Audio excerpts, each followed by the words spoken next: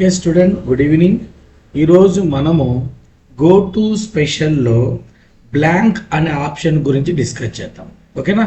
So ఎలాంటి సిచ్యువేషన్లో మనము బ్లాంక్ అనే ఆప్షన్ యూజ్ చేస్తాం అనేది నిదానంగా నేర్చుకుందాం.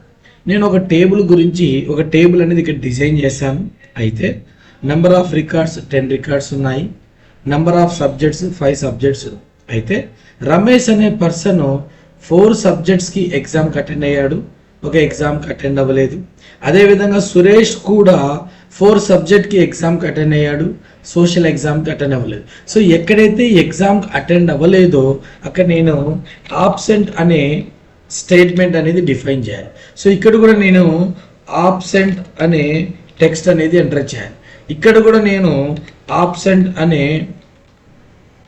టెక్స్ట్ అనేది ఎంటర్ చేయాలి. సో ఇలా నా దగ్గర 1000 రికార్డ్స్ ఉన్నాయి అనుకోండి. అలా నేను వన్ బై వన్ ఆబ్సెంట్ అనే స్టేట్మెంట్ ఎంటర్ చేసుకుంటూ వెళితే నాకు చాలా టైం పడుతుంది. ఇలాంటి సిచ్యువేషన్లో ఒకేసారి ఎక్కడైతే ఎంటీ బ్లాంక్స్ ఉన్నాయో ఆ ఎంటీ బ్లాంక్స్ దగ్గర నాకు కావాల్సిన టెక్స్ట్ అనేది ఇన్సర్ట్ చేయాలంటే అప్పుడు మనం యూజ్ చేసుకునే కాన్సెప్ట్ గో టు స్పెషల్లో బ్లాంక్ అనే ఆప్షన్. ఓకేనా? ఎలా చేయాలి చూద్దాం. సో ఫస్ట్ నేనేం చేశాను, టేబుల్ మొత్తాన్ని సెలెక్ట్ చేసుకున్నాను. తర్వాత ఫైండ్ ఆప్షన్ దగ్గరికి వెళ్ళాను. సో ఇక్కడ గో టు స్పెషల్ అనేది సెలెక్ట్ చేసుకున్నాను. ఇక్కడ బ్లాంక్ అనేది సెలెక్ట్ చేసుకోవాలి.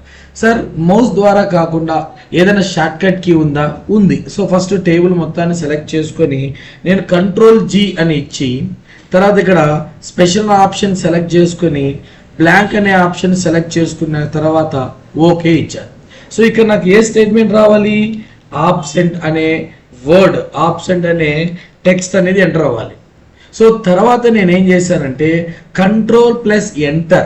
ఎప్పుడైతే నేను టెక్స్ట్ ఎంటర్ అయిన తర్వాత Ctrl+Enter ఇవ్వగానే ఆటోమేటిక్గా ఎక్కడైతే నాకు బ్లాంక్ ఎంటీ బ్లాంక్ సెల్ ఉందో అక్కడ మన యొక్క టెక్స్ట్ అనేది ఇన్సర్ట్ అవుతుంది.